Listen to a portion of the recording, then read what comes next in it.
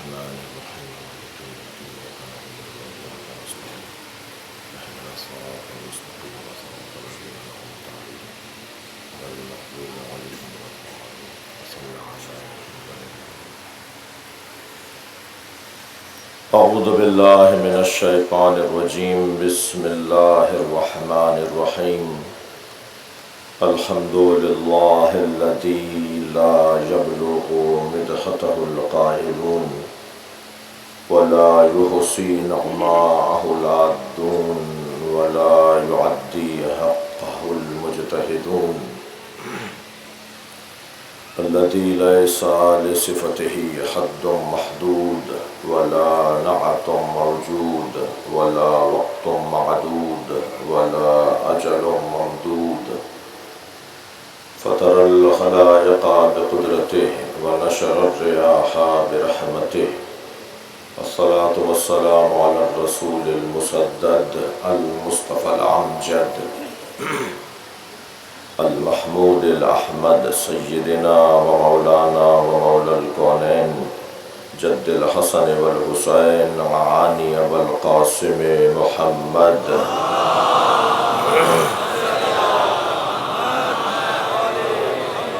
وآله الطيبين الطاهرين المعصومين الذين قال الله إنما يريد الله ليذهب عنكم الرجس أهل البيت ويطهركم تطهيرا.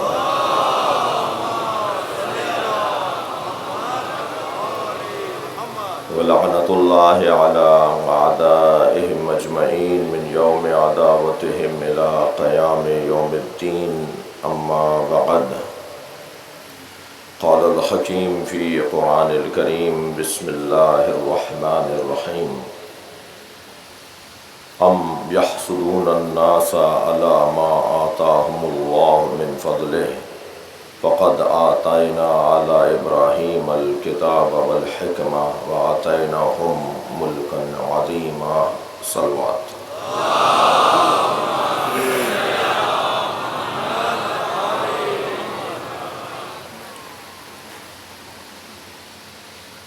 سورہ مبارکہ نساء کی 56ویں آیت ہے.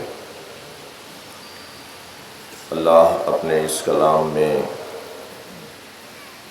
معاشرے کے، سماج کے ایک اہم ترین مسئلے پر رہنمائی عطا کر رہا ہے. خالق کا کلام قرآن اور مخلوق کا کلام نہج البلاغہ،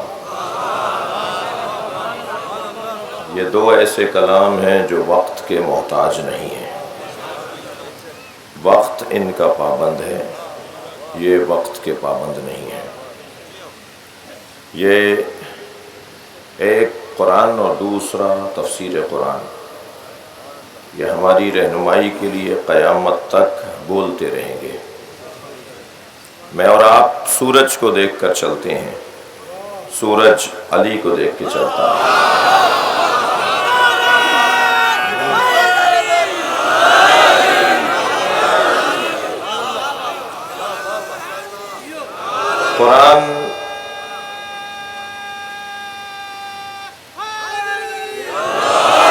قرآن ہمیشہ نیا اور تازہ، اور تفسیر قرآن نہج البلاغہ ہمیشہ تازگی عطا کرنے والی کتاب.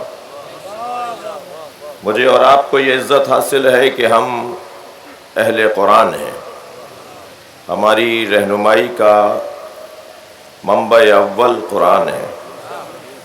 ہم سب سے پہلے قرآن سے پوچھتے ہیں، اور پھر حدیث سے پوچھتے ہیں، پھر عقل سے جا کے رابطہ کرتے ہیں، پھر نیک لوگوں کے اتفاقی مشورے پر عمل کرتے ہیں، جسے قرآن، سنت، عقل اور اجماع کہا جاتا ہے. ہمارے یہ 4 مدارک اور ذرائع دینیہ ہیں. سب سے پہلا ذریعہ دین، سب سے پہلا ماخذ دین قرآن ہے، پھر حدیث ہے، اور حدیث کے لیے یہ روشن پیغام کہ اگر ہماری کوئی حدیث قرآن سے ٹکرائے فَضْرِبُوهُ عَلَى الْجِدَارِ، اسے دیوار پہ مار دو، وہ ہم کہہ ہی نہیں سکتے۔ تو ماخذ اول، منبع اول قرآن ہے۔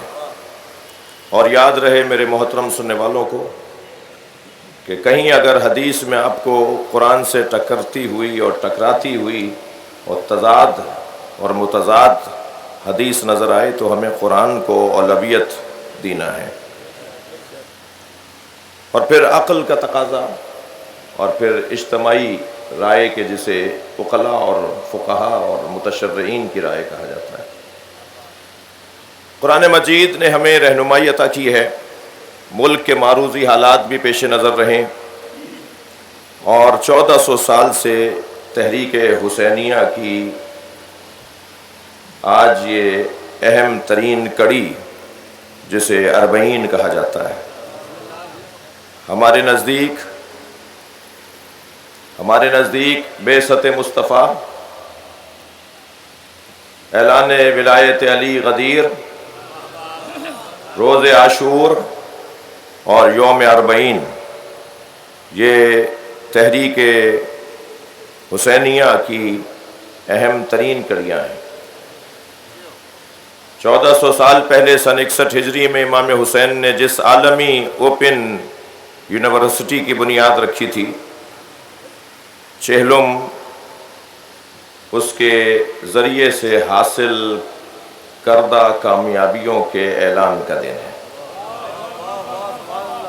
چہلم ایک بی بی کے فتح یاب ہونے کا دن ہے، فتح مند ہونے کا دن ہے، ایک وہ بی بی کہ جو کبھی بھائیوں کے سامنے بھی بغیر چادر کے نہیں جاتی تھی، وہ فاتح شام بن کے لوٹ رہی ہے۔ کربلا میں بھائی نے بتایا کہ مفہوم فتح و نصرت اور کامیابی اور ناکامی کا مطلب کیا ہے، اور پھر بی بی زینب کا میدان بہت بڑا تھا، کربلا سے کوفہ، کوفہ سے شام، شام کا بازار، شام کا دربار، شام کا زندان، مگر علی کی بیٹی کامیاب لوٹی، اور یہ بغیر عشق کے ممکن ہی نہیں تھا۔ کوئی بھی کام میرے بچوں جوانوں تعلیم حاصل کر رہے ہو،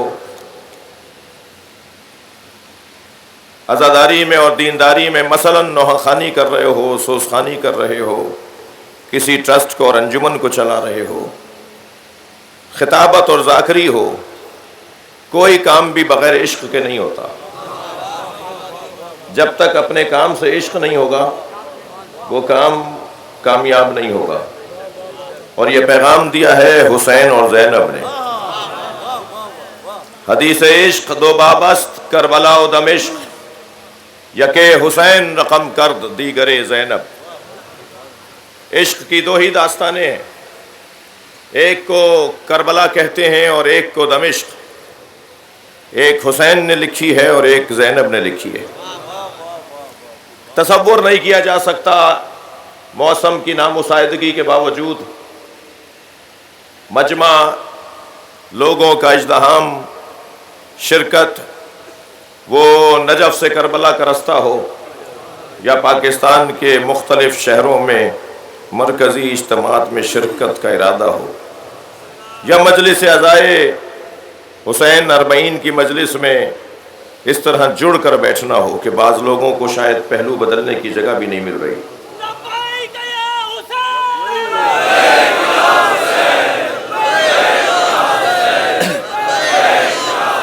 صلوات ہدیہ کریں گے۔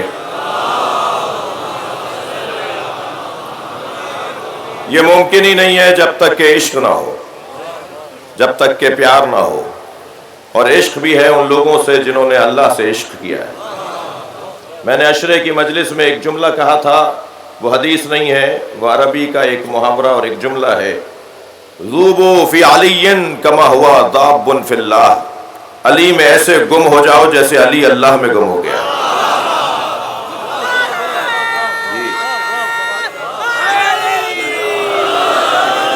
ممکن ہی نہیں ہے، ممکن ہی نہیں ہے۔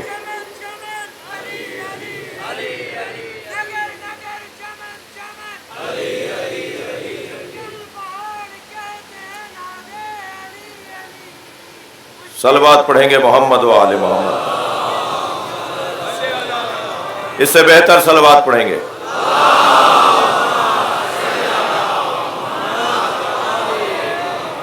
عزیزو، قرآن نے اس آیہ کریمہ نے جو میں نے آپ کے سامنے تلاوت کی ہے، اس نے سماجی اور معاشرتی ایک مسئلے کی طرف ہماری رہنمائی کی ہے، اور وہ مسئلہ ہے دشمنی کا مسئلہ. مقدماتی اور تمہیدی بیان سے گزر رہا ہوں. تاریخ بشریت میں ہر باکمال کے ساتھ دشمنی ہوئی ہے، ہر باعظمت کے ساتھ دشمنی ہوئی ہے، یا ہر اس کے ساتھ دشمنی ہوئی ہے جو باکمالوں کے ساتھ جڑا ہوا ہے. سب سے زیادہ تاریخ بشریت میں اگر کسی کے ساتھ دشمنی ہوئی، پہلے تو میرے بچے اور جوان یہ اپنے ذہن میں بٹھا لیں کہ سب جس سے پیار کرتے ہوں وہ کامیاب نہیں ہے، جس سے سب محبت کرتے ہوں وہ کامیاب نہیں ہے، جس سے کسی کو کوئی اختلاف ہی نہ ہو وہ کامیاب نہیں ہے، جس کے کوئی خلاف ہی نہ ہو وہ کامیاب نہیں ہے. ان کا تو کوئی مخالف ہی نہیں ہے، بڑے کامیاب آدمی ہیں. سب ان کا ساتھ دیتے ہیں، بڑے کامیاب آدمی ہیں. یہ سب سے ناکام آدمی ہے جس کی کوئی مخالفت نہیں کرتا. معاشرے میں تین طرح کے لوگ رہتے ہیں. معاشرے میں تین طرح کے لوگ رہتے ہیں: وہ جس سے سب محبت کرتے ہوں، وہ جس سے سب نفرت کرتے ہوں، وہ جس سے کچھ محبت کرتے ہوں اور کچھ نفرت کرتے ہوں، وہ کہ جس سے سب نفرت کرتے ہوں، وہ کہ جس سے سب نفرت کرتے ہوں وہ کافر ہے، وہ کہ جس سے سب محبت کرتے ہوں وہ منافق ہے، وہ کہ جس سے کچھ پیار کرتے ہوں اور کچھ نفرت کرتے ہوں وہ مومن ہے.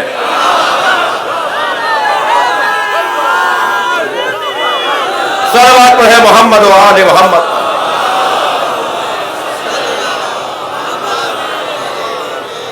یہ کوئی قاعدہ نہیں ہوا کہ سب محبت کرتے ہیں، کوئی ان سے اختلاف نہیں کرتا. جس سے کوئی اختلاف نہیں کرتا وہ منافق ہے. یہ ہو ہی نہیں سکتا کہ کوئی اختلاف آپ سے نہ کرے. یہ کتنے معتبر ہیں کہ ان سے تو کوئی اختلاف کرتا نہیں ہے، اللہ سے بہت سے اختلاف کرتے ہیں. یہ تو بہت بڑے آدمی ہیں کہ ان سے کوئی اختلاف نہیں کرتا، مگر نبی مکرم سے کچھ لوگ اختلاف کرتے ہیں. تو اس آدمی کو کیا کہیں گے؟ یاد رہے کہ دشمنی کے 4 سبب ہیں. کسی کی کسی سے دشمنی نہیں ہوگی مگر ان 4 وجوہات کی بنیاد پر. چوتھا سبب ہے جس کے لیے میں نے آیت تلاوت کی ہے. اور کائنات میں، تاریخ بشریت میں جتنی دشمنی نبی کے گھرانے سے ہوئی، اتنی دشمنی کسی سے نہیں ہوئی. میرے مولا سجاد فرماتے ہیں کہ اگر ہمارے نانا رسول نے ہم سے محبت کرنے کا حکم نہ دیا ہوتا تو بھی اس سے زیادہ ہم پہ ظلم ممکن نہیں تھا. یہ تو حکم دیا تھا کہ ان سے محبت کرنی ہے، تب ہمارے ساتھ یہ ہوا ہے. نام لینا برداشت نہیں، گوارا نہیں ہے کوئی اپنے بچے کا نام علی رکھے. 80 سال تک یہ ماحول بنائے رکھا. اگر کسی جج کے سامنے کسی گواہ کو پیش کیا جاتا اور اس سے پوچھا جاتا تمہارا نام کیا ہے، اور وہ کہہ دیتا میرا نام علی ہے، تو اس کو عدالت سے نکال دیا جاتا تھا کہ تمہاری گواہی قابل قبول نہیں ہے، کہ تمہارا نام علی ہے. کیا ہوا اس گھرانے کے ساتھ؟ نبی کی رحلت کے کچھ دن بعد ہی سیدہ کے دروازے پر آ کر یہ کہہ دینا بھی کیا کافی نہیں ہے؟ چلے میں مسلمات پر بات کر لیتا ہوں. چلے میں وہ جملہ کہہ دیتا ہوں جس کا آپ بھی انکار نہیں کریں گے، کہ دروازے پر آ کر کہا کہ اگر انہیں گھر سے باہر نہیں نکالا تو میں اس گھر کو آگ لگا دوں گا. آپ کہہ رہے ہیں آگ لگائی نہیں تھی، بولا تھا. میں کہتا ہوں اتنے ہی رک جاتے ہیں، اتنا ہی مان لیتے ہیں کہ اتنا ہی کہا تھا کہ علی کو باہر نکالو ورنہ میں گھر کو آگ لگا دوں گا. اور سیدہ کو اس کی توقع نہیں تھی، لہذا سیدہ نے کہا اس میں حسنین بھی تو رہتے ہیں، تم علی کی خاطر گھر کو آگ لگا دو گے تو حسنین کو بھی جلا دو گے. تو ایک لفظ ہے عربی کا وَإِن، واؤ اور الف نون، وَإِن، جس کو میں یوں سمجھاؤں کہ گویا وہ یہ کہا گیا کہ چاہے حسنین رہتے ہوں. میں اتنا ہی مان لیتا ہوں جتنا آپ مانتے ہیں. یہ ہوا نبی کے بعد. اس گھر میں پہلا جنازہ جناب زہرا کا. کتنے لوگ تھے سیدہ کی میت میں؟ اس گھر میں دوسرا جنازہ امام حسن کا، معاف کیجئے گا مولا علی کا. کتنے لوگ تھے؟ 4 یا 2 لوگوں نے جنازہ اٹھایا. تیسرا جنازہ امام حسن کا، تیر مار کے واپس کر دیا. چوتھا جنازہ پنجتن کا، 5واں جنازہ نبی کے بعد چوتھا جنازہ حسین کا. اتنے گھوڑے دوڑائے کہ بہن پہچان نہیں پائی. اچھا، یہ تو تم نے مردوں کے ساتھ کیا. عرب تو عورتوں کی بڑی تعظیم کرتا ہے، چھوٹے بچوں کو ذبح بھی نہیں کرتا.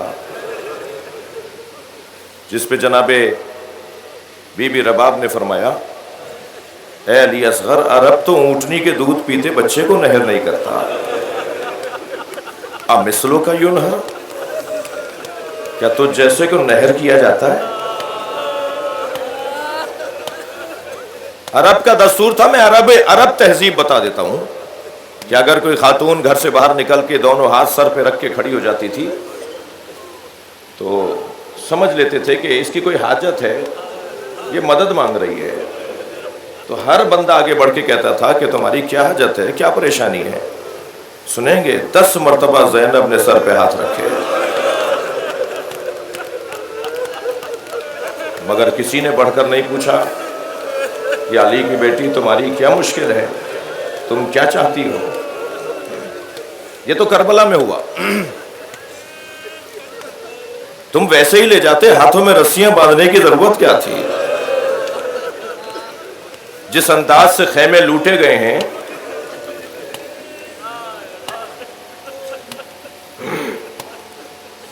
میرے اس بھائی کے ہاتھ میں مثال کے طور پہ قلم ہو، میں مانگوں تو یہ مجھے دے دے گا. میں اگر مانگے بغیر اس کے ہاتھ سے چھین لوں تو 10 منٹ تک تو اس کا مزاج بگڑا رہے گا کہ میرے ساتھ زیادتی ہو گئی، توہین ہو گئی. ایسے ہی ہے. مختار کے دربار میں ایک یزیدی سپاہی کہتا ہے کہ زین العابدین کے نیچے سے بستر میں نے کھینچا تھا.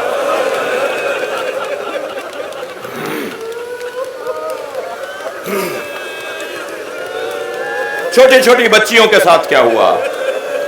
اچھا چلیں، کربلا کے میدان میں ایسا ہوا. بی بی شام سے رہائی پا کر واپس مدینہ آ گئیں. پھر تو رک جانا چاہیے تھا نا سلسلہ.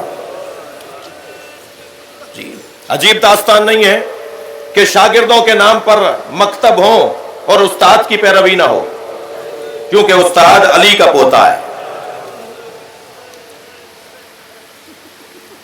کہاں کہاں اتنا بڑا نام، خواجہ حسن نظامی، خواجہ حسن بصری، زہاد ثمانیہ میں سے ایک زاہد، 8 بڑے زاہدوں میں سے ایک زاہد جناب خواجہ حسن بصری. وہ جو بات کرتے تھے، جو حدیث سناتے تھے، کہتے تھے قال رسول اللہ. کسی نے ان سے پوچھا کہ آپ تو حضرت عمر کے دور میں دنیا میں تشریف لائے، آپ تو نبی کے زمانے میں تھے ہی نہیں، پھر آپ یہ کیسے کہہ سکتے ہیں کہ رسول اللہ نے فرمایا؟ فرمایا جو کچھ میں نے علی سے سنا ہے کہ نبی نے فرمایا، میں کہہ دیتا ہوں یہ نبی نے فرمایا.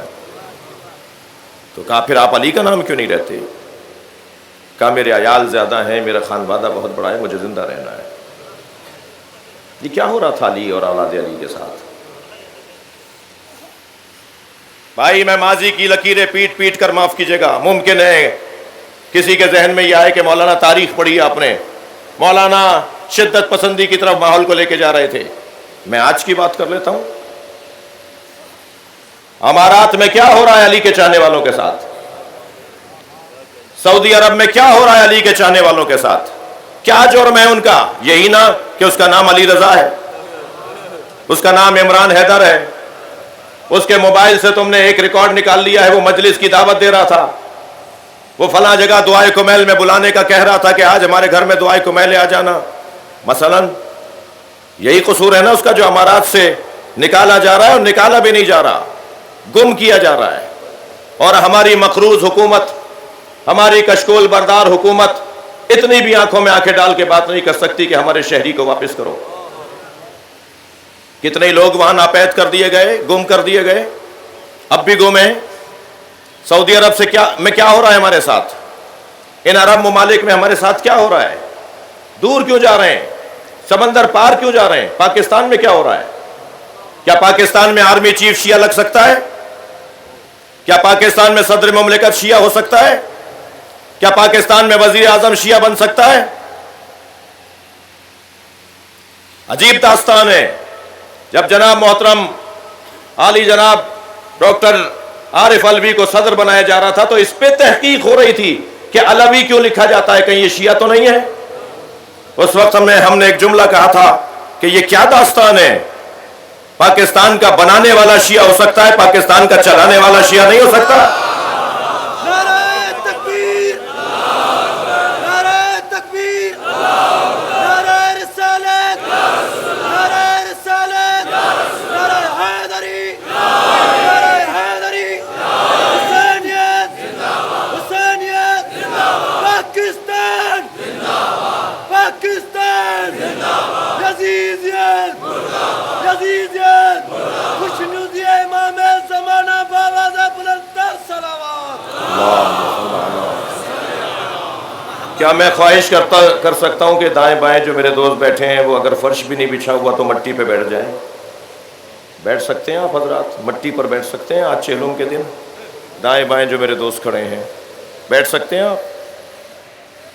ایک صلوات پڑھیں.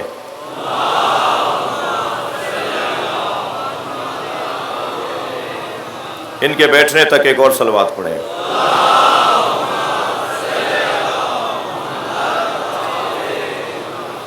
ایک اور بہتر صلوات پڑھیں.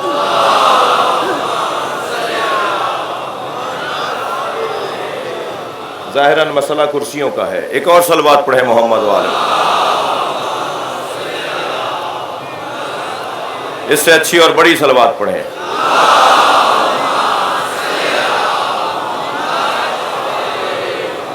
مجھے معاف کریں گے، میں نے آپ کو زحمت دی، اس سے بہتر صلوات پڑھیں.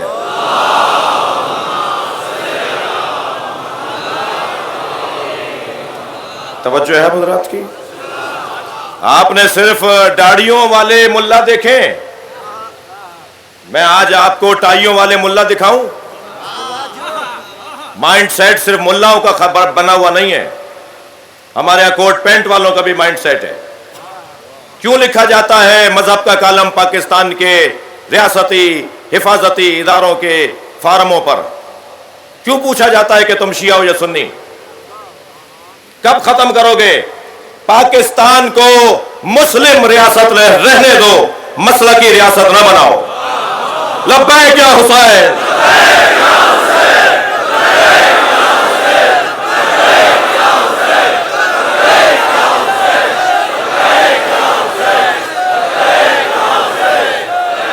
بلندتر صلوات پڑھیں گے محمد وآلہ.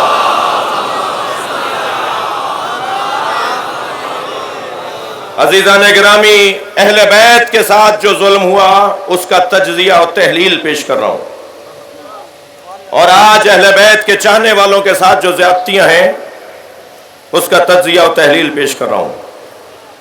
پہلے تو پیغام پہنچا دیجئے ان لوگوں کو جو ٹھنڈے کمروں میں بیٹھ کر ہوٹل کے کمرے بک کروا کر علی ولی اللہ کی اذانیں بند کرنے کی باتیں کر رہے ہیں. ان کے بڑے منو مٹی کے نیچے دب گئے، انہیں کیڑے کھا رہے ہیں، اور ہم آج چوک پر بھی علی ولی اللہ بول رہے ہیں.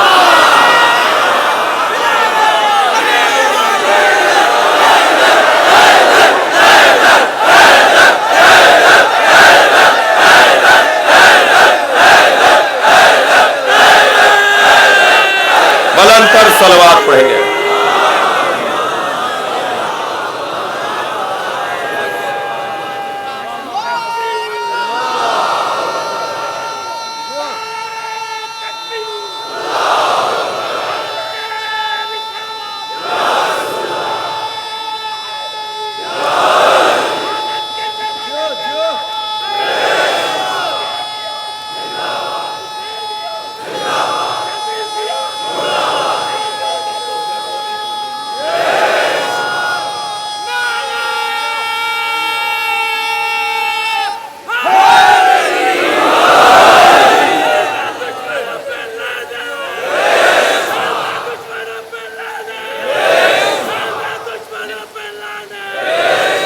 ہندوستان میں ہمارا کوئی دشمن نہیں ہے. سنی ہمارے بھائی نہیں، ہماری جان ہے. یہ علی ولی اللہ وصی رسول اللہ و خلیفۃ بلا فصل کی اذان کو دہشت گردی کہہ رہے ہیں. ہماری مجلسوں میں روزانہ دسیوں لوگ شیعہ ہو رہے ہیں. مجھے 25 سال سے زیادہ عشرے پڑھتے ہوئے ہو گئے، جتنا اس سال میری مجلسوں میں لوگوں نے علی ولی اللہ تک کلمہ پڑھا ہے، ماضی میں کبھی اتنے شیعہ میری مجلس میں نہیں ہوئے. یہ مولا علی کا معجزہ ہے. تم حق بات کو جتنا دباؤ گے اتنا پھیلے گی. بے وقوف ہے، توجہ، وقت تنگ ہے میرے پاس، بے وقوف ہے ہمارا دشمن، اور اس پر بھی مجھے افسوس ہے کہ دشمن کو ہوشیار ہونا چاہیے. اتنا بے وقوف ہے کہ وہ ہمیں مار کر مضطرب ہے، ہم مر کے مطمئن ہیں. اتنا بے وقوف ہے کہ وہ ہماری ان مسائل کو گفتگو کا عنوان بناتا ہے کہ جو ہمیں ہماری جان سے زیادہ عزیز ہے. یہ شیعہ کل شیعہ نہیں ہوئے ہیں. تم نہیں تھے مگر علی کے شیعہ تھے. تمہارے نام تو بعد میں بنائے گئے ہیں، شیعہ نام نبی نے رکھا تھا. 80 سے زیادہ صحیح حدیثیں میرے پاس موجود ہیں. 80 سے زیادہ صحیح حدیثیں کتب اہل سنت سے میرے پاس موجود ہیں کہ نبی نے فرمایا یا علی انت و شیعتک ہم الفائزون. یا علی تم اور تمہارے شیعہ ہی کامیاب رہیں گے. یا علی جب محشر میں میرا ممبر لگایا جائے گا تو شیعتوں کا حولی، تمہارے شیعہ میرے ممبر کے گرد کھڑے ہوں گے. یا علی جب میں جنت میں جا رہا ہوں گا تو تمہارے شیعوں کو اپنے ساتھ جنت میں لے کے جاؤں گا. اصحاب نے آ کر کہا یا رسول اللہ بہت بڑی تعداد میں نئے مسلمان آ رہے ہیں، کیسے طے کریں کہ کون مسلمان ہے اور کون منافق؟ فرمایا پریشان نہ ہوا کرو، اس کے سامنے علی کا ذکر کیا کرو، اس کا چہرہ کھل کر بتائے گا کہ یہ مومن ہے یا منافق ہے.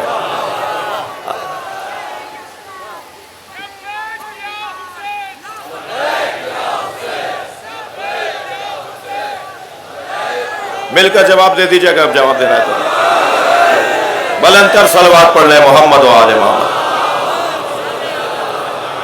بھائی مضمون کی طرف توجہ چاہوں گا. 4 سبب ہوتے ہیں جو کچھ اہل بیت کے ساتھ ہوا اور جو آج اہل بیت کے چاہنے والوں کے ساتھ ان کی وجہ سے ہو رہا ہے. اس کے 4 سبب ہیں، دشمنی کے 4 سبب. پہلا سبب جہالت. میں ان بچوں اور جوانوں سے کہوں گا کہ اپنے مخالفوں کی جہالت برطرف کرو. یہ سوشل میڈیا، یہ فیس بک، یہ واٹس ایپ، یہ جتنے بھی رسانے ہیں انہیں مثبت استعمال کیا جائے. چھری ہے، سیب کاٹیں یا خدا نخواستہ کسی کا گلا. ہمیں اس کی مخالفت نہیں کرنی. مخالفت کرنا بے وقوفی ہے. بات ہی نہیں کرنی چاہیے اس موضوع پر. اس کا مثبت جو استفادہ ہے اس کی طرف توجہ کی ضرورت ہے. انتہائی معقول، مدلل، مہذب زبان کے ساتھ، انتہائی سمجھداری کے ساتھ جملے بنائیں اور اپنے ان دوستوں تک پہنچائیں کہ جن کی کسی جہالت کی وجہ سے دشمنی ہے. جہالت کو برطرف کریں. میں نہیں کہہ رہا، یہ مولا علی کا دیا ہوا فارمولہ ہے. الناس اعداء ما جہلوا. مولا علی فرماتے ہیں انسان الناس اعداء، انسان دشمن ہے، ما جہلوا، ہر اس چیز کے جس سے وہ جاہل ہے. اگر آپ سے دشمنی ہے تو اس کا ایک سبب جہالت ہے. 4 سبب ہیں علیحدہ.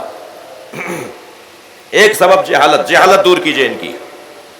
میں بات کر رہا ہوں تقریباً 70 سال پرانی، جب مفتی اعظم سعودی عرب بن باز سے ملنے کے لیے شیعہ علماء گئے تو ان کے سلام کے جواب میں انہوں نے کہا ایھا الکافرون، اے کافرو، میں تمہیں سلام کا جواب نہیں دوں گا.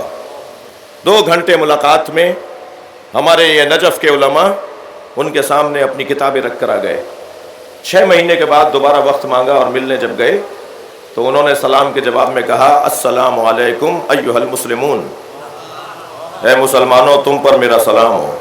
یہ 6 مہینے پہلے کافر اور 6 مہینے بعد مسلمان کیسے ہوئے؟ جہالت کی برطرفی پر. جب انہیں بتایا کہ ہمارا یہ عقیدہ ہے. عزیزو، جہالت دور کیجئے اپنے مخالفوں کی. دوسرا سبب وقت کی تنگی ہے اور آج مصیبت کا دن ہے. دوسرا سبب اہل بیت سے دشمنی کا اور اہل بیت کے چاہنے والوں سے اہل بیت کی وجہ سے دشمنی کا دوسرا سبب وہ ہے کینہ، کینہ پروری. کینہ دل میں کوئی بھی کسی کا دشمن ہوگا تو اس کا ایک سبب یہ بھی ہو سکتا ہے، دل میں بٹھائے ہوئے ہیں. 10 سال پہلے ایک بات ہوئی تھی، ان کے دماغ سے نکل ہی نہیں رہی.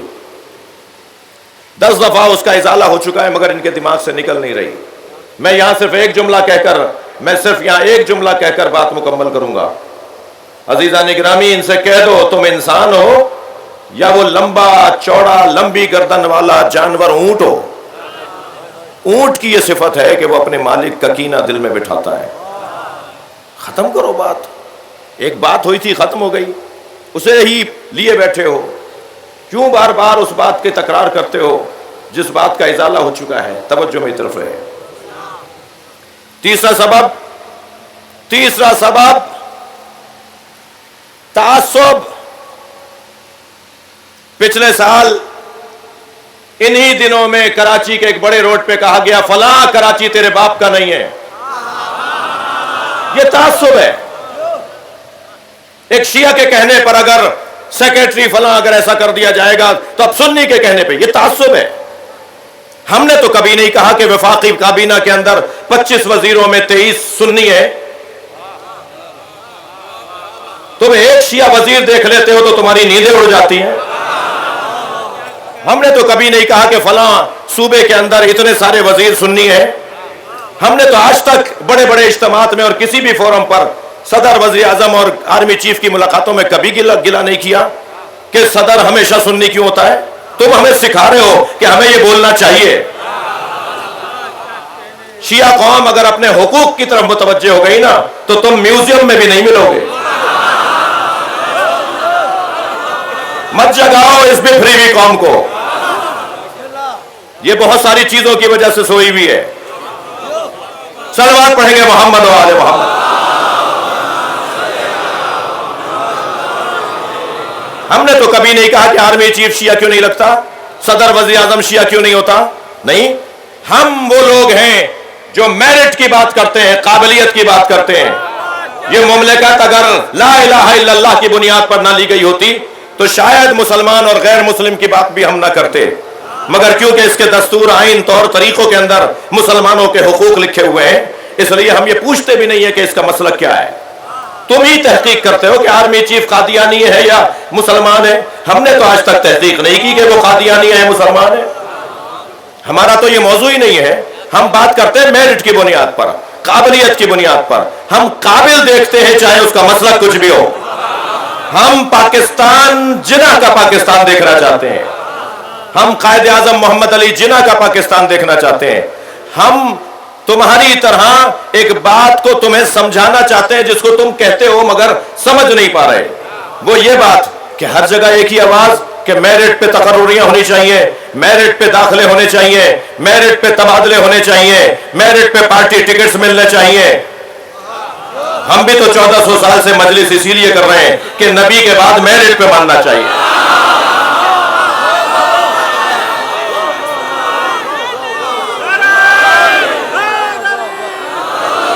اور پاکستان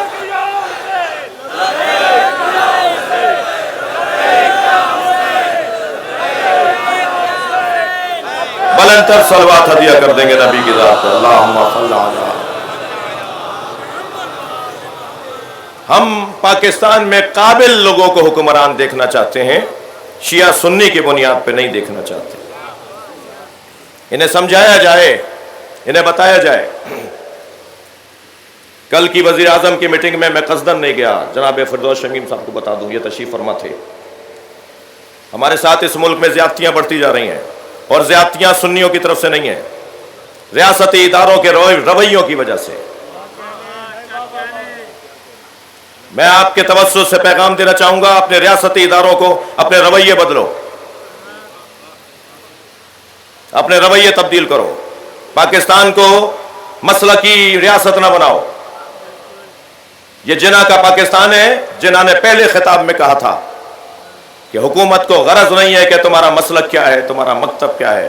تم کس مسجد میں جاتے ہو، تمہارے عبادت خانے کون سے ہیں، حکومت کو صرف یہ مطلب ہے کہ تم پاکستانی شہری ہو، سب کو برابر کے حقوق حاصل ہیں۔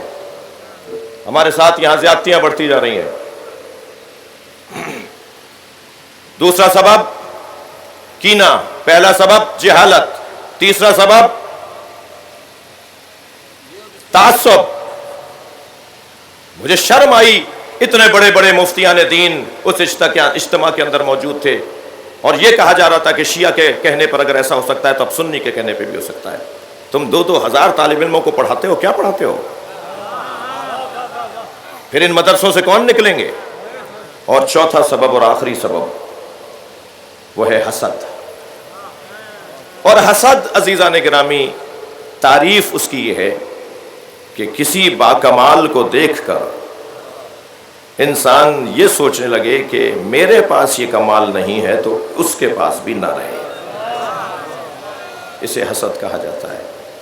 اور یہ آیت جو میں نے آپ کے سامنے تلاوت کی، یہ آیت سورہ نساء کی 54ویں آیت، اس میں اللہ یہ ارشاد فرما رہا ہے، ام یحسدون الناس، یا حسد کرتے ہیں لوگ ان لوگوں سے کہ جنہیں آتاہم اللہ من فضلہ، اللہ نے اپنے فضل سے عطا کیا ہے، فقد آتینا آل ابراہیم، اور اللہ نے آل ابراہیم کو عطا کیا ہے الکتاب والحکمہ، قرآن اور نبوت، وآتیناہم، اور ہم نے عطا کیا ہے ان کو ملکا عظیما، ایک سلطنت عظیم، ایک ایسی سلطنت جو بارڈروں کی محتاج نہیں ہے، جو پاسپورٹوں کی محتاج نہیں ہے، جو ویزے کی محتاج نہیں ہے۔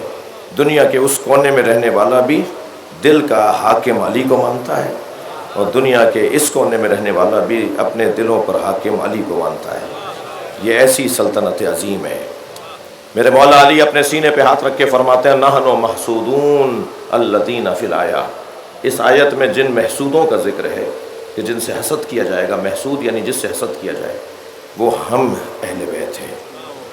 ہمارے ساتھ امت نے حسد کیا ہے، اور اللہ نے آل ابراہیم کو کتاب دی ہے، اس گھر میں کتاب بھی اتری، اس گھر میں نبوت بھی، اس گھر میں ملک عظیم یعنی امامت بھی، اور ان کی امامت کا رنگ یہ ہے، یوں ہی مرید نہیں ہیں اہل بیت کے لوگ، یوں ہی اہل بیت کے متوالے نہیں ہیں، اللہ نے آل رسول کو عظمتیں عطا کی ہیں۔ ایک دربار میں جب امام حسن کو لایا گیا تو پہلے تو امام اس دربار میں آنا نہیں چاہتے تھے، اور پھر جب تشریف فرما ہوئے تو اس وقت میں تشریف فرما ہوئے کہ جب دربار برخاست ہو رہا تھا، وہاں انبار لگا ہوا تھا تحفے تحائف کا جو لوگوں نے حاکم کو دیے تھے۔ جیسے ہی امام آ کے بیٹھے تو اس نے آواز لگائی، یہ سارے تحفے حسن کے سامنے رکھ دو۔ اور جب امام کے سامنے وہ تحفے رکھے گئے تو کہا، میں فلاں خاتون کا نام لیا، اپنی ماں کا نام لیا، میں فلاں کا بیٹا ہوں، یعنی اپنی ثقافت کا اظہار کیا۔ امام کھڑے ہو گئے تو ایک شخص نے امام کی جوتیاں سیدھی کیں۔ امام نے اسے دیکھ کے فرمایا، یہ سارے ہدیے تمہارے، اور پھر انہیں دیکھ کر کہا، انا ابن زہرا، میں زہرا کا بیٹا ہوں۔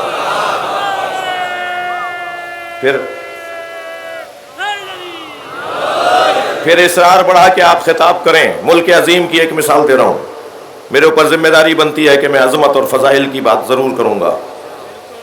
جی کہا کہ آپ خطاب کریں۔ حضرت نے انکار کیا، جیسے خطبہ شقشقیہ کے موقع پر، جیسے خطبہ حمام کے موقع پر مولا سے اصرار ہو رہا ہے اور مولا نہیں چاہ رہے کہ بیان کریں، مگر جب اصرار ہوا تو مومنین کی رائے کا احترام ہوتا ہے، مومنین کی خواہشات کا احترام ہوتا ہے۔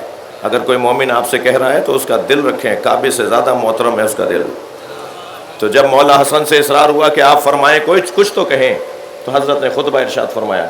پہلے میرے مولا حسن نے اہل بیت کی عظمت کو بیان کیا، اور عظمت اہل بیت کو بیان کرتے ہوئے خطبے کے اختتام پہ فرمایا، لو شئت جعلت عراق شاما، تم مجھے پہچانتے نہیں ہو، میں چاہوں ملک عظیم ذہن میں رہے، سلطنت عظیم یعنی امامت ذہن میں رہے، ولایت تکوینی کا مطلب ذہن میں رہے۔ میرے مولا نے فرمایا، لو شئت لجعلت عراق شاما، اگر میں چاہوں تو عراق کو شام بنا دوں، وشام عراقا، اور شام کو عراق بنا دوں۔ امام گویا فرما رہے ہیں، میں جغرافیہ بدل سکتا ہوں، میں زمین کا نقشہ بدل سکتا ہوں، میں شام کی جگہ عراق کو رکھ دوں اور عراق کی جگہ شام کو رکھ دوں۔ میں چاہوں تو عراق کو شام بنا دوں اور شام کو عراق. وجعلت امرأة رجلا ورجلا امرأة، میں چاہوں تو مرد کو عورت بنا دوں، عورت کو مرد بنا دوں.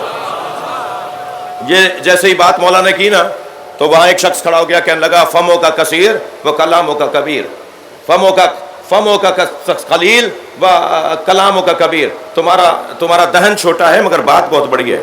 فنظر الیہ، امام نے غور سے اسے دیکھا، آواز دی اما تستحینا تجلسینا فی رجال، شرم نہیں آتی مردوں میں بیٹھی ہے. اور ایک مرتبہ ہیئت بدلنا شروع ہو گئی. ملک عظیم ذہن میں رہے. صلوات پڑھے محمد و آل محمد.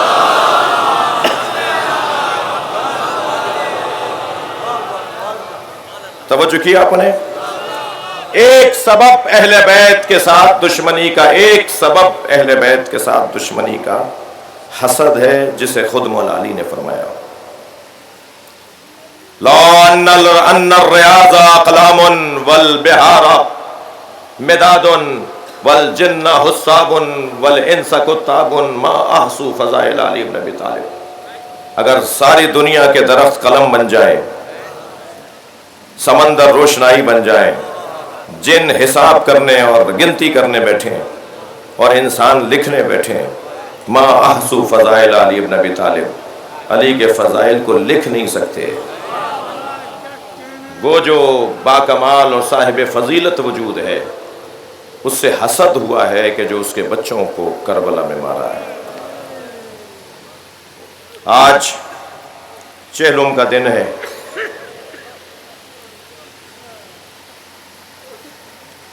گویا زینب کبریٰ کی شام سے فاتح ہونے اور فاتح ہو کر لوٹنے کا دن ہے، جسے رسیوں میں باندھ کر لے گئے تھے، وہ قیامت تک یزیدیت کو رسیوں میں باندھ کر آئی ہے.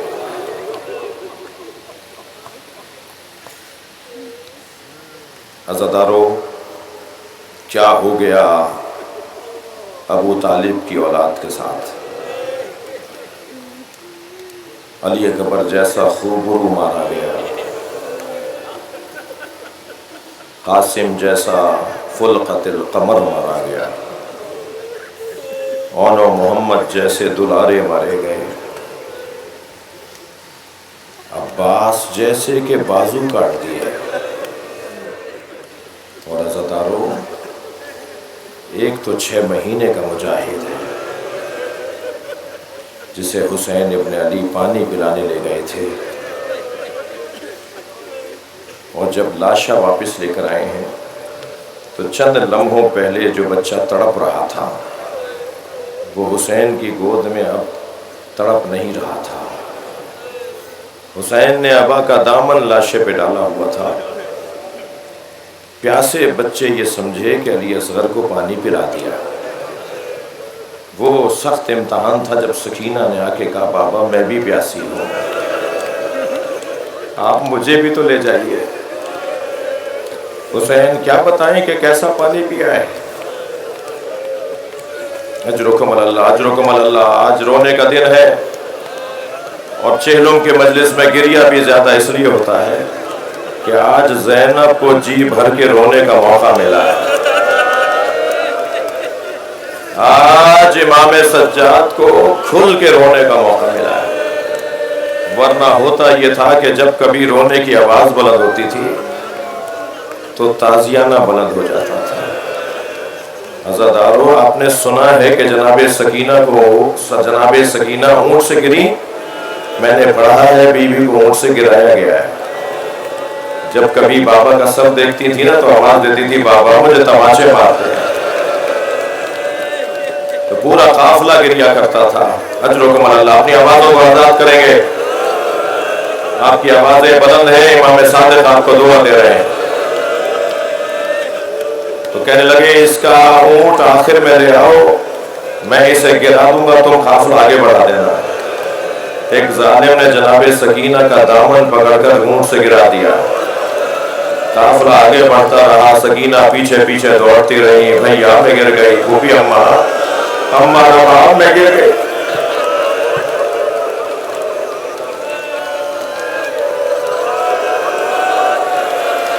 میں کچھ سال پہلے جب بی بی زینب کو سلام کرنے گیا تو بیروت کے راستے سے دمشق کیا ایئرپورٹ استعمال میں نہیں تھا، بیروت اترے اور وہاں سے ہم بالا بک سے ہوتے ہوئے جب بالا بک پہنچے نا تو مجھے کسی نے بتایا امام حسین کی 2 شہزادیوں کے مزار بالا بک میں بھی ہیں۔ میں جب ان کے مزار پر گیا تو وہاں جا کے اور رونا آیا۔ وہاں تاریخ یہ لکھی ہوئی تھی کہ ایک 9 سال کی بیٹی، ایک 14 سال کی مولا حسین کی بیٹی، وہ جو 9 سال والی بچی کا مزار ہے نا بالا بک میں لبنان کی طرف شام کے بارڈر کے ساتھ جو شہر ملا ہوا ہے، وہ جو 9 سال والی بچی ہے نا امام حسین کی، وہ اونٹ سے گری تھی، دوسرے اونٹ نے اس کے اوپر پیر رکھ دیا۔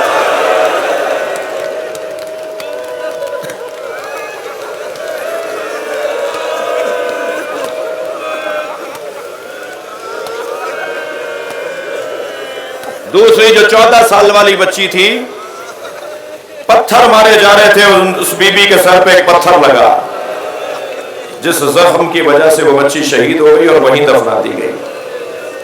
اجرکم اللہ، اجرکم اللہ۔ آج چہلم کا دن ہے، زینب بتا رہی ہیں کون جیتا اور کون ہارا۔ میرے مولا سجاد کو بلا کر کہا یزید نے کہ اے علی بن الحسین، ہم آپ کو آزاد کر رہے ہیں۔ امام نے فرمایا میں اپنی پھوپھی زینب سے پوچھوں گا۔ جناب زینب سے جا کے کہا پھوپھی اماں یہ ہمیں رہا کر رہے ہیں، اور رہائی کے 2 سبب لکھے ہیں، ایک تو زندان شام میں 4 سالہ بچی کی شہادت، جناب سکینہ نے خود کو قربان کر کے پورے گھرانے کو آزادی دلوائی ہے۔ پھوپھی اماں یہ کب تک ایسا رہے گا؟ میں دنیا سے چلی جاتی، آپ مدینے واپس چلے جائیں۔ سکینہ زندان شام میں شہید ہو گئی اور پورا قافلہ آزادی پا کر مدینہ آ گیا۔ دوسرا سبب لکھا ہے کہ امام سجاد زندان کے دروازے پر بیٹھے تھے، ہاتھوں میں ہتھکڑیاں ہیں، پیروں میں بیڑیاں ہیں۔ ایک شکاری ہرنی کا شکار کر کے جا رہا تھا، جب ہرن امام کے سامنے سے گزری نا تو اس نے منہ موڑ موڑ کر، گردنیں موڑ موڑ کر آوازیں لگانا شروع کی۔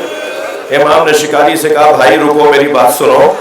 وہ قریب آیا، امام نے فرمایا اس کے 2 بچے ہیں، وہ بھوکے ہیں، یہ مجھ سے فریادیں کر رہی ہے کہ میری ضمانت لے لیجئے، میں دودھ پلا کے واپس آ جاؤں۔ میں رونے والوں سے ایک سوال کروں، جب امام ضمانت لے رہے ہوں گے تو زندان میں بیٹھی جناب رباب بھی تو سن رہی ہوں گی۔ اجر و کمال اللہ، اجر و کمال اللہ، آپ کی آوازیں بلند ہیں، اجر و کمال اللہ۔ وہ تعجب سے کہنے لگا آپ کے تو ہاتھوں میں زنجیر ہے، آپ کے تو پیروں میں بیڑی ہے، آپ اس جانور کی زبان سمجھ رہے ہیں؟ امام نے فرمایا مجھ پر اعتبار کرو، میں ضمانت لیتا ہوں، یہ واپس آئے گی۔ اس نے آزمانے کے لیے رسی چھوڑ دی، ہرنی دوڑ کر جنگل میں گئی۔ سنیں گے کچھ دیر کے بعد لوٹ کر آئی، پہلے امام کے پیروں کا بوسہ دیا اور پھر گردن جھکا کر شکاری کے سامنے کھڑی ہو گئی۔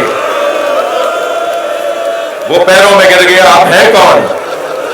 یہ اللہ کے ولی کے علاوہ کوئی نہیں کر سکتا۔ فرمایا میں حجت خدا علی ابن الحسین، حسین ابن علی کا بیٹا، حیدر کرار کا پوتا، ابو طالب کا پڑپوتا، زین العابدین۔ اس نے جا کر شعور بیدار کیا اور پھر شام کے دیہاتوں سے غریبوں نے پہلے آواز اٹھائی اور پھر ماحول بگڑنے لگا تو مجبور ہو کر آزادی رہائی کی۔ امام سے آ کر بات کی کہ آپ کو آزاد کرنا چاہتے ہیں۔ امام نے فرمایا میں پھوپھی سے پوچھوں گا۔ جناب زینب سے جا کے کہا پھوپھی اماں یزید ہمیں آزاد کرنا چاہتا ہے۔ فرمایا میری 3 شرطیں ہیں۔ میری پہلی شرط یہ ہے مجھے گھر چاہیے جہاں میں حسین کا ماتم کر سکوں، شام میں حسین کی عزاداری کی بنیاد رکھوں گی۔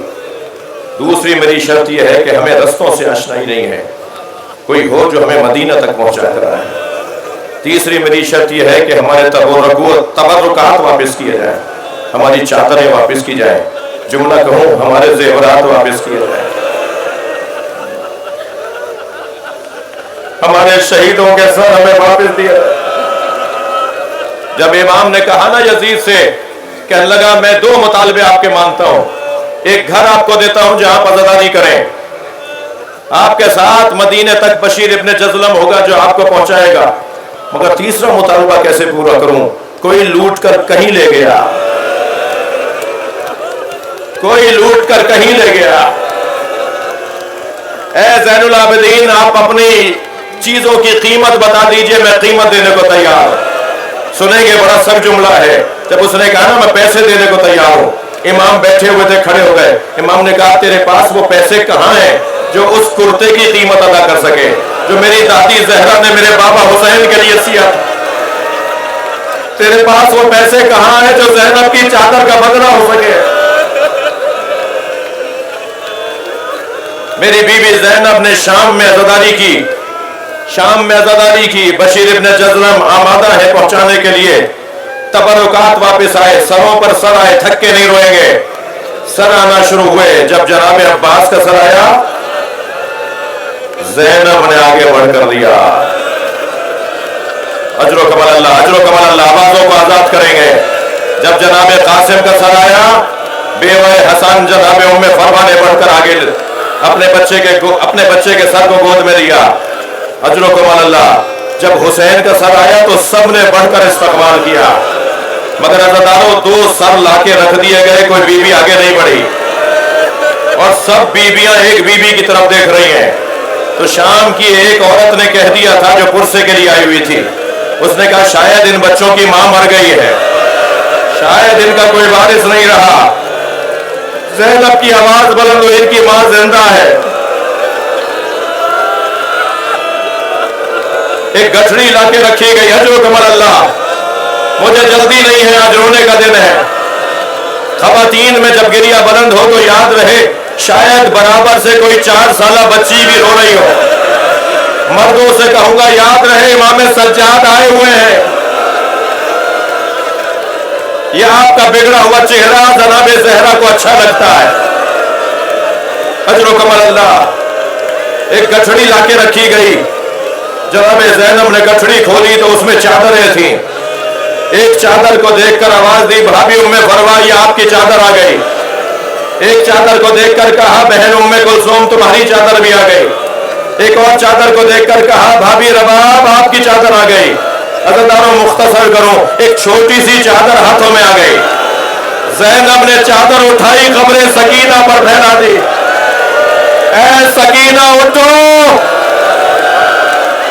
اجر و کمال اللہ، اجر و کمال اللہ۔ حق ہے ایسے ہی گریہ کرنے کا۔ جنہیں رونا نہیں آ رہا وہ اللہ سے حسین پر آنسو مانگے۔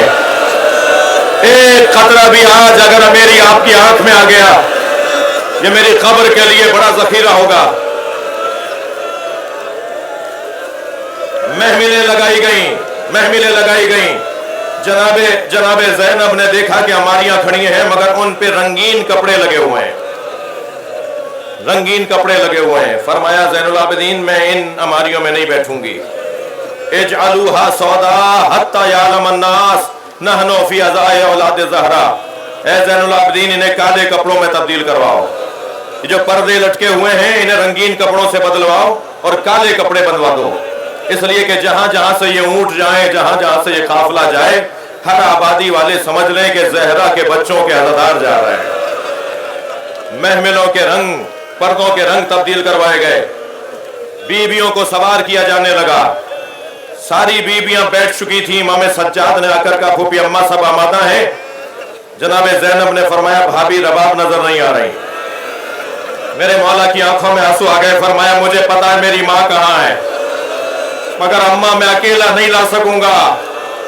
ساری بیویاں امام سجاد کے پیچھے پیچھے۔ امام سجاد ایک موڑ مڑے، سامنے زندان شام نظر آیا۔ امام سجاد نے زندان شام میں قدم رکھا۔ رونے والوں کیا نظر آیا؟ جیسے کوئی ماں اپنے بچے کو گلے سے لگایا، ایسے جناب رباب نے قبر سکینہ کو سینے سے لگایا۔ اجر و کمال اللہ، اجر و کمال اللہ۔ آوازیں آزاد کیجئے، پرسا دیجئے، آج چہلم کا دن ہے۔ آواز دی بھابھی رباب قافلہ تیار ہے۔ روتے ہوئے فرمایا زینب میرا مدینے میں کون ہے؟ میرا والی کربلا میں میری بچی اکیلی ہے۔ علامہ ذیشان حیدر جوادی پڑھتے ہیں کہ جلتے ہوئے خیمے سے امام سجاد کو لانا کتنا مشکل تھا۔ مگر اس سے زیادہ مشکل تھا قبر سکینہ سے بی بی رباب کو اٹھانا. بی بی کو لے کر آتے تھے, بی بی پھر چلی جاتی تھی. کیسے لا کر محمل میں بٹھایا, قافلہ چلنے لگا. شام کے دیہات کی عورتوں نے آوازیں بلند کی, یا زینب الوداع. جناب زینب نے محمل کا پردہ ہٹایا. شام کی عورتوں مجھ پر ایک احسان کرو گی. ساری عورتوں نے کہا بی بی حکم کرے گی. اشارہ کر کے کہا میری سکینہ کو اکیلا نہ چھوڑنا.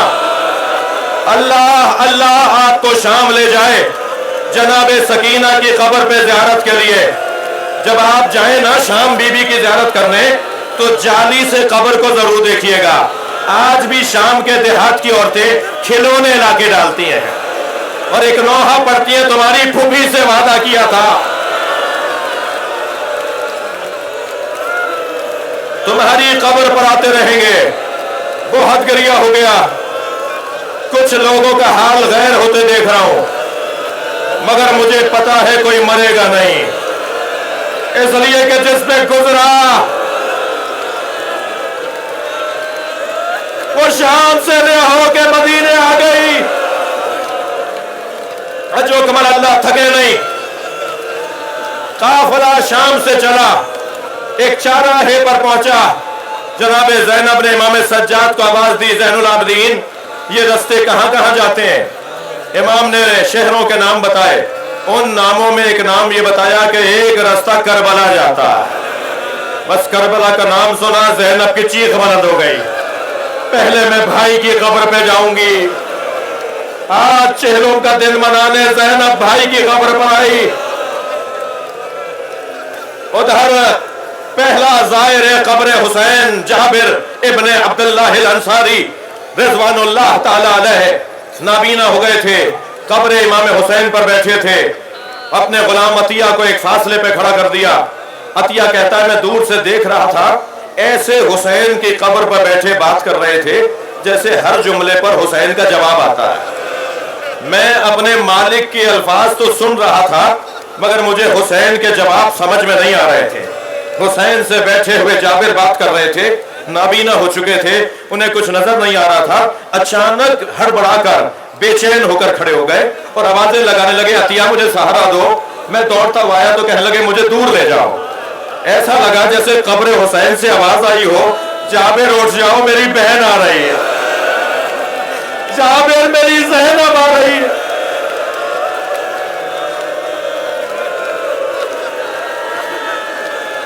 اجر و کمال اللہ, اجر و کمال اللہ.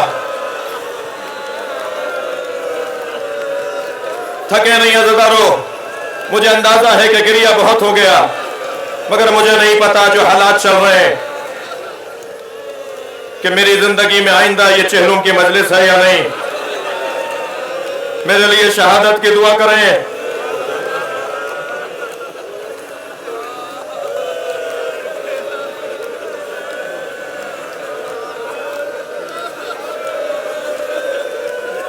عزیزارو, جیسے ہی قبر حسین نظر آئی,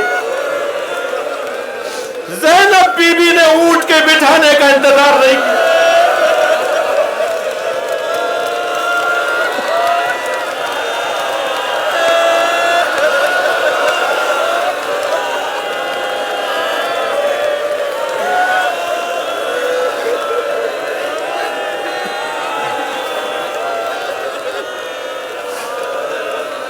جیسے ہی قبر حسین بی بی کو نظر آئی, زینب نے خود کو اونٹ سے گرا دیا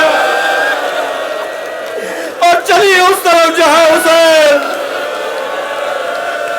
قبر حسین پہ جا کے گر گئی جیسے بہن بھائی سے گلے مل رہی, اور ایک آواز دی, حسین تمہاری بہن شرمندہ ہے, سکینہ کو کھو کے آ گئی. اجو کمال اللہ. 3 دن تک میری بی بی نے کربلا میں ماتم کیا. قافلہ کربلا سے چلا, قافلہ کربلا سے چلا, مدینہ پہنچا. بس آخری جملے, آخری منزل مدینے کے باہر امام سجاد نے خیمہ لگایا. بشیر جا کر مدینے میں سنانی سنا دو کہ حسین کا لٹا ہوا قافلہ آ گیا. बशीर ने काला अलम हाथ में लिया और शहर मदीना में दाखिल हुआ। या अहला यसरब, अब मदीना रहने के काबिल नहीं है।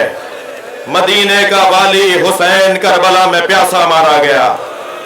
जैसे ही महल्ला बनी हाशिम से बशीर गुजरे, एक असा थामे कमर खमीदा ज़ईफ़ुल उम्र बीबी बाहर आई। आवाज देकर कहा, बशीर किस हुसैन की बात करते हो? कहा, हुसैन इब्न अली। तो एक मर्तबा जमीन पर बैठकर दोनों हाथ जमीन पे मारने लगी और कहने लगी, मैं अब्बास को दूध नहीं बख्शूंगी। मैंने अब्बास को पाला था कि हुसैन की हिफाजत करे। बशीर हाथ जोड़ के खड़ा हो गया। बीबी अब्बास के होते हुए किसी ने हुसैन की तरफ टेढ़ी निगाहों से नहीं देखा। कहा, बशीर माजरा क्या है? कहा, अब्बास को पहले मारा गया। कहा, मेरा अब्बास जैसा बच्चा मारा गया? कैसे मारा गया? कहा, पहले उसके बाजू काटे गए। थके नहीं अज़ादारों, आवाजें आजाद करें। कहा, पहले उसके बाजू काटे गए। तो चीख मार के रोई और कहा, जिसके बाजू काट दिए गए हो वो जमीन पे कैसे गिरा होगा? पहुंची है शहर के बाद, सारा मदीना बाहर जा रहा है। इमाम सज्जाद खैमे के दरवाजे पर बैठे हैं। जैसे ही जनाब मोहम्मद हनफी आगे बढ़े, जनाब फातिमा किलाबिया, जनाब उम्मुल बनीन आगे बढ़ी, तो क्या देखा कि दरवाजे पर इमाम बैठे हैं। पहचान नहीं पाई अपने पोते को। आगे बढ़ के कहा, फजल, अपने पोते से कहा, फजल जाके इस मर्द से कहो कि रास्ता छोड़ दे ताकि मैं ज़ैनब से जाके मिलूं। इमाम सज्जाद ने जमीन पे हथेलियां रख के जमीन को सहारा देते हुए खड़े हुए और आगे आके खड़े होकर कहने लगे, दादी, हक है कि दादियां पोतों को ना पहचाएं। मैं ज़ैनुल आबिदीन हूं। का मेरी ज़ैनब कहाँ है? कब वो ज़ैनब खैमे के अंदर मौजूद। आगे बढ़ी, ज़ैनब को गले से लगाया तो जनाब ज़ैनब ने फरमाया, अम्मा आहिस्ता, मेरे बदन पे ताजियानों के निशान, मेरा बदन जख्मी बहुत है। अज़ादारों, मजलिस मुकम्मल कर रहा हूं। बशीर कहता है, मैं जब सुनानी सुनाकर वापस आया तो सारा मदीना बाहर आ चुका था। मुझे इमाम सज्जाद तक पहुंचने के लिए रास्ता नहीं मिल रहा था। इमाम दरे खैमा पे खड़े थे, दूर से मुझे इशारा किया कि बुला रहे हैं। मैं रास्ते को रास्ता बनाता हुआ, मजमे को काटता हुआ इमाम की खिदमत में गया। इमाम ने कहा, बशीर, हम किसी का एहसान रखते नहीं हैं, तुमने हम पर एहसान किया है। मेरी फूफी ज़ैनब ने तुम्हारे लिए ये हदिया भेजा है। बशीर कहते हैं, रुमाल में कुछ बंधा हुआ था, मुझे नहीं समझ में आया कि क्या है। रश बहुत था, मैंने खोला नहीं। जब दूर जाके मैंने खोला तो बीबियों के जेवरात थे। मैं करबला में लूटने वालों से कहूंगा, अगर तुमने सकीना से मांग लिया होता तो ये बीबियां जेवर उतार उतार के दे देती हैं। ये लुटा हुआ काफला करबला पहुंचा। या हुसैन,